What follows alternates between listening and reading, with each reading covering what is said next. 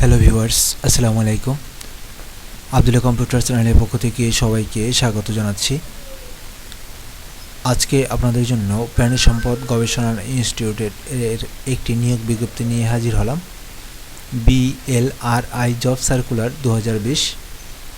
এই আবেদন প্রক্রিয়াটি অফলাইনে সম্পন্ন হবে, তাই আপনাদেরকে 5 নভেম্বর 2020 তারিখের মধ্যে উল্লেখিত ঠিকানায় আবেদনপত্র পৌঁছাতে হবে। আমরা একটু পরেই বিস্তারিত বিজ্ঞপ্তিটি দেখব। তার আগে বন্ধুরা, যারা আমার চ্যানেলের নতুন ভিজিটর এখনও সাবস্ক্রাইব করেননি, তাদেরকে সাবস্ক্রাইব করার জন্য বিনীত অনুরোধ জানাচ্ছি। আর পাশে থাকা বেল আইকনটি অবশ্যই অন করে রাখবেন, যাতে আমার চ্যানেল থেকে পাবলিশ হওয়া পরবর্তী ভিডিওগুলো সবার আগে আপনার কাছে পৌঁছে যেতে পারে। আরেকটি কথা বলে রাখছি, আমার অনেক ভিউয়ার্স বিভিন্ন সময় কমেন্টে লিখছেন যে আমার সাউন্ড খুব কম। আসলে এই জন্য আমি আন্তরিকভাবে দুঃখিত। আমার সাউন্ড সিস্টেমটি খুব একটা ভালো নয়। এই ভালো না থাকার কারণে আমি সাউন্ড অ্যাডজাস্টমেন্ট করতে পারছি না, এই জন্য আমি আন্তরিকভাবে দুঃখিত। তাহলে আসুন আমরা বিজ্ঞপ্তিটি দেখে আসি।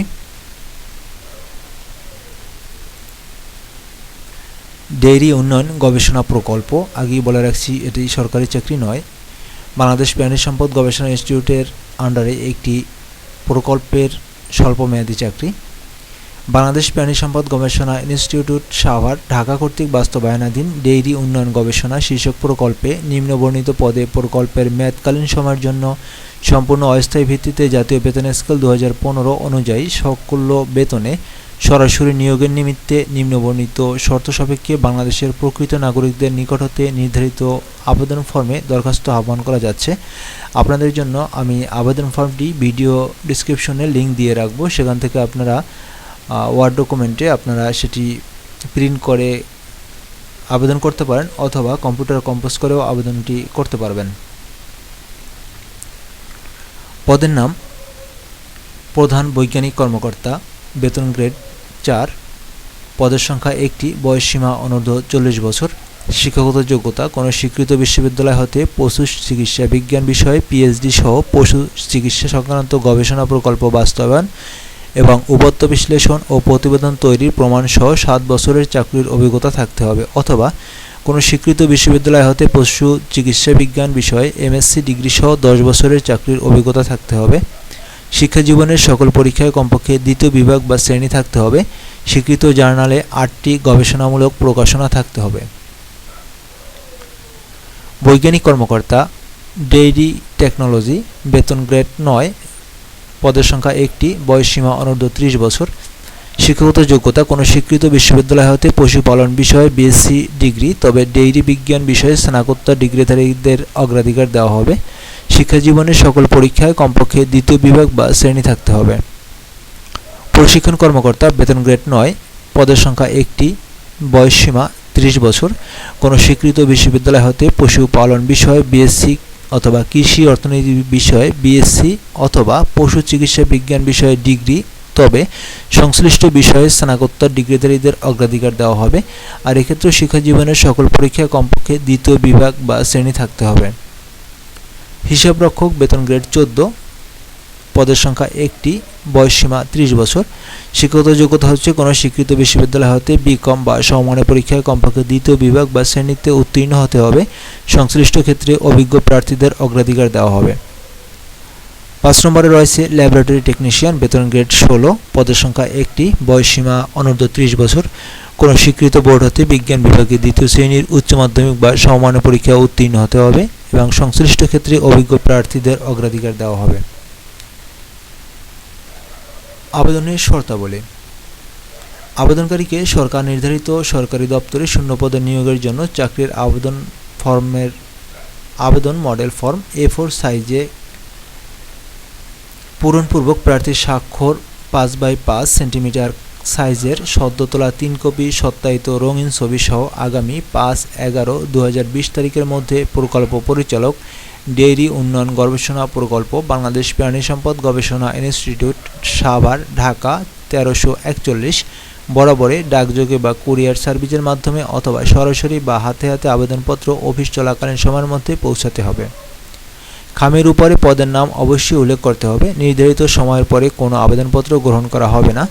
আবেদনপত্রের নমুনা বাংলাদেশ প্রাণী সম্পদ গবেষণা ইনস্টিটিউট এর ওয়েবসাইট www.blri.gov.bd এবং জনপ্রশাসন মন্ত্রণালয়ের ওয়েবসাইট www.mopa.gov.bd এ পাওয়া যাবে। আমি আগেই বলে রাখছি যে আপনাদের জন্য আমি এই আবেদন ফর্মের নমুনাটি ভিডিও ডিসক্রিপশনে দিয়ে রেখেছি, আপনারা সেখান থেকে ডাউনলোড করে নিতে পারেন। প্রার্থীর বয়সসীমা 5/11/2020 তারিখে পদের বিজ্ঞপ্তিতে বর্ণিত সময়সীমার মধ্যে থাকতে হবে। বয়স প্রমাণের ক্ষেত্রে এসএসসি বা সমমানের সনদপত্রের মূল কপি মৌখিক পরীক্ষার সময় প্রদর্শন করতে হবে। প্রার্থীদের বয়সের ক্ষেত্রে অ্যাফিডেভিট গ্রহণযোগ্য নয়। সকল শিক্ষাগত যোগ্যতা সনদের মূল কপি, জাতীয় পরিচয়পত্র, চারিত্রিক সনদ, স্ব-শাসিত এলাকার ইউনিয়ন পরিষদের চেয়ারম্যান অথবা পৌরসভার মেয়র অথবা সিটি কর্পোরেশনের ওয়ার্ড কাউন্সিলর হতে নাগরিকত্ব সনদ মৌখিক পরীক্ষার সময় উপস্থাপন করতে হবে। সরকারি অথবা আধা সরকারি ও স্বায়ত্তশাসিত সংস্থায় চাকরিরত প্রার্থীদের যথাযথ কর্তৃপক্ষের মাধ্যমে আবেদন করতে হবে। আবেদনপত্রের সাথে কোনো কাগজপত্র দেওয়ার প্রয়োজন নেই, তবে 10 টাকার ডাকটিকিট সম্বলিত নিজ ঠিকানা লিখিত 10 ইঞ্চি বাই 4.5 ইঞ্চি সাইজের একটি ফেরত খাম প্রেরণ করতে হবে। যারা এই বিষয়টি বুঝেন না তাদের জন্য আরেকবার বলছি, আপনার আবেদনপত্রের সাথে কোনো কাগজপত্র দেওয়ার প্রয়োজন নেই, তবে আপনি একটি ফেরত খাম আবেদনপত্রের সাথে দিয়ে দেবেন।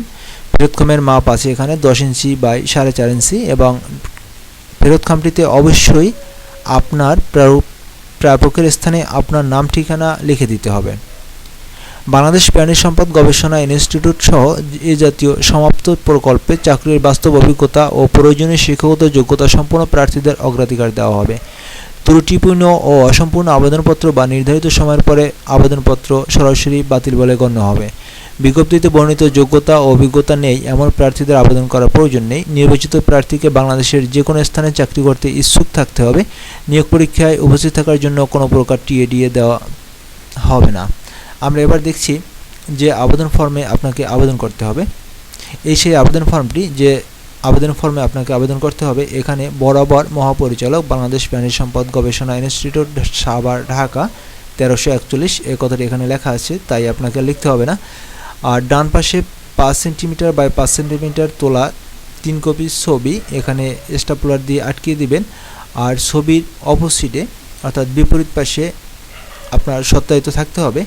এবং একটি বিষয় খেয়াল রাখবেন, যারা সত্যায়িত করবে তাদের নাম এবং পদবি সহ সিল যেন সেখানে থাকে, না হলে সে সত্যায়িত গ্রহণযোগ্য হবে না। পদের নাম বিজ্ঞপ্তিতে দেওয়া আছে, বিজ্ঞপ্তি নম্বরও দেওয়া আছে, তারিখ, বিজ্ঞপ্তির তারিখ, প্রার্থীর নাম বাংলা ইংরেজিতে, জাতীয় পরিচয়পত্র নম্বর অথবা জন্ম নিবন্ধন নম্বর যে কোনো একটি প্রয়োজন হবে, জন্ম তারিখ এবং জন্মস্থান, জেলা। বিজ্ঞপ্তিতে উল্লিখিত তারিখে প্রার্থীর বয়স, বিজ্ঞপ্তিতে যে তারিখটি দেওয়া আছে সেই তারিখে আপনার বয়স কত সেটা এখানে লিখতে হবে, বছর, মাস এবং দিন। মাতার নাম, পিতার নাম বাংলায় লিখবেন, ঠিকানা বর্তমান এবং স্থায়ী, যোগাযোগ মোবাইল অথবা টেলিফোন নম্বর, ইমেল যদি থাকে, জাতীয়তা, জেন্ডার, ধর্ম এবং পেশা এগুলো লিখতে হবে। পরীক্ষার নাম এখানে এসএসসি, এইচএসসি, অনার্স এবং মাস্টার্স 4টি দেওয়া আছে। যাদের এছাড়াও বাড়তি আরও শিক্ষাগত যোগ্যতা রয়েছে তারা এখানে নতুন করে কলাম তৈরি করে রো তৈরি করে আপনারা সেভাবে তথ্য ইনপুট করবেন। এবং অতিরিক্ত যোগ্যতা এবং অভিজ্ঞতা যেখানে চাওয়া হয়েছে সেখানে আপনারা এই ঘরগুলো পূরণ করবেন। এরপরে আজ রয়েছে কোঠা। যারা কোঠার বিপরীতে আবেদন করবেন তারা নির্দিষ্ট কোঠায় টিক চিহ্ন দেবেন। আর যারা কোনো কোঠা নেই তারা প্রযোজ্য নয় লিখে দিতে পারেন। পোস্টাল অর্ডার নম্বর, বিবেকীয় প্রার্থী কি না, যদি আপনি বিবেকীয় প্রার্থী হন তাহলে হ্যাঁ অথবা না টিক চিহ্ন দিবেন অথবা প্রযোজ্য নয় লিখবেন। যদি আপনি কোনো চাকরি না করেন সেক্ষেত্রে প্রযোজ্য নয় লেখাটাই ভালো। এরপরে আপনাকে স্বাক্ষর দিতে হবে এবং এখানে যে তারিখে আপনি আবেদনপত্রটি ডাকে প্রেরণ করবেন সেই তারিখটি দিবেন। আর যদি আপনি এই ফর্মটি কম্পিউটার কম্পোজ করেন তাহলে সেক্ষেত্রে আপনি আপনার স্বাক্ষর স্ক্যান করে প্রার্থীর স্বাক্ষর এখানে বসিয়ে দেবেন। আর যদি আপনি হাতে লিখেন তাহলে তো কথাই নেই, হাতে লিখতে পারেন। এই ছিল বিজ্ঞপ্তিটির বিজ্ঞপ্তিটির পরিপূর্ণ ধারণা দেওয়ার জন্য বিস্তারিত আলোচনা, এবং আমি দেখিয়েছি আপনি কীভাবে আবেদন ফর্মটি পূরণ করবেন।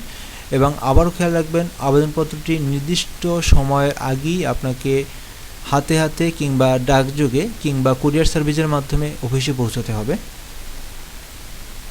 সাথে থাকার জন্য ধন্যবাদ এবং পরবর্তী টিউটোরিয়াল দেখার আমন্ত্রণ জানিয়ে আজ এখানেই শেষ করছি। আল্লাহ হাফেজ।